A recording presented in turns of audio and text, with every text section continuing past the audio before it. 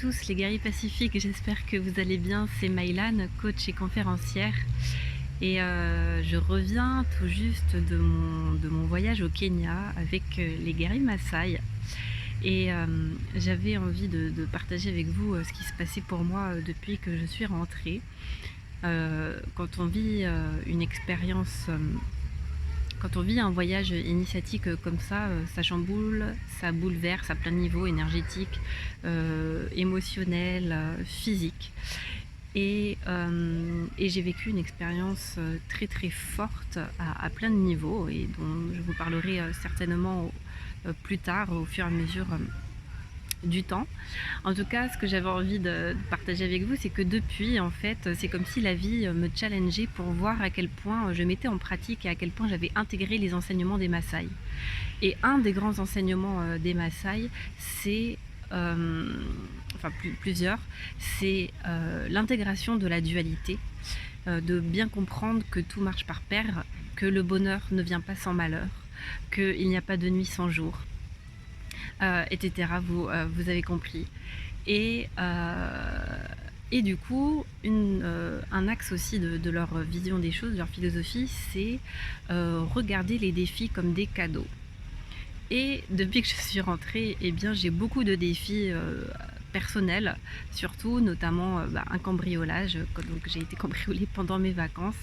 Donc ça a démarré par ça, plus d'autres choses. Et je me suis dit comment je peux intégrer ce que j'ai appris auprès des Maasai.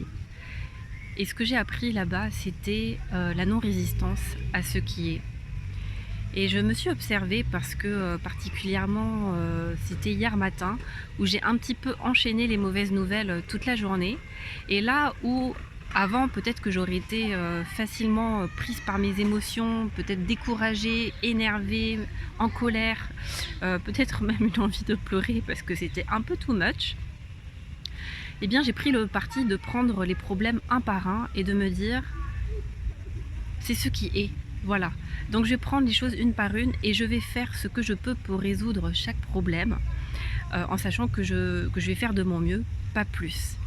Et j'ai contacté cet espace en moi où justement je sentais qu'il y a un endroit en moi qui ne résistait pas et qui accueillait complètement ce qui était en train de se passer en disant voilà, c'est pas confortable mais c'est ce qui est.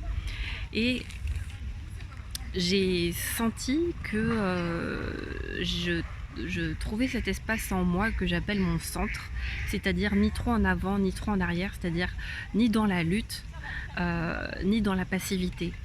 Et quand vous trouvez cet espace-là en vous, où vous, face à une difficulté, où vous n'avez plus besoin de résister, c'est-à-dire de lutter, de vous acharner, de vous battre contre quelque chose, et en même temps de poser des actions concrètes, parce que là en l'occurrence, pour reprendre l'exemple de mon cambriolage, j'ai plein de démarches à faire et du coup c'est qu'est-ce que je peux faire à mon niveau et lâcher prise ensuite sur le reste.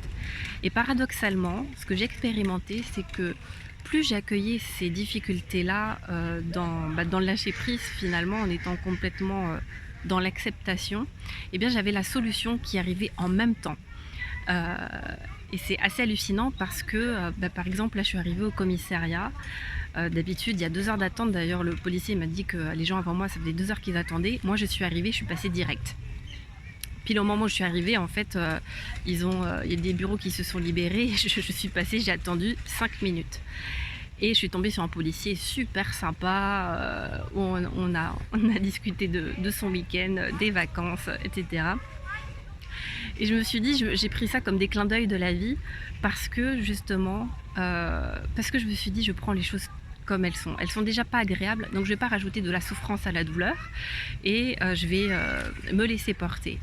Et ça a été valable pour tout depuis hier.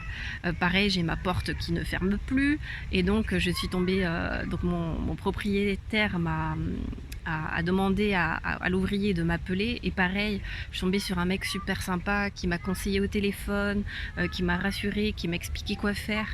Et c'est là où je me suis dit mais tout s'est passé comme ça, c'est-à-dire qu'à chaque fois qu'il y avait le défi qui se présentait, à chaque fois que je disais oui et que je posais à la fois des actions et en même temps j'étais dans le lâcher prise, et bien c'est comme si la vie me faisait un clin d'œil et me montrer que derrière chaque problème, il y a la solution. L'un ne va pas sans l'autre.